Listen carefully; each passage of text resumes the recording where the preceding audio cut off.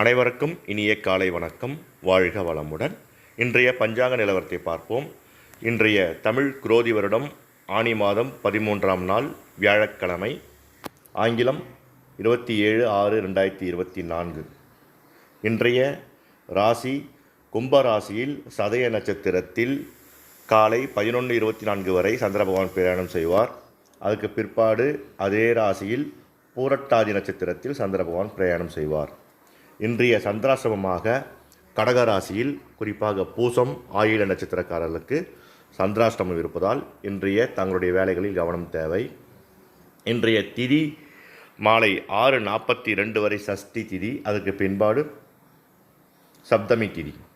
இன்றைய யோகம் ஆயுஷ்மான் யோகம் இரவு வரை உள்ளது, அதுக்கு பின்பாடு சௌபாக்கிய யோகம். இன்றைய கரணம் வணிசை கரணம். நன்றி, வணக்கம்.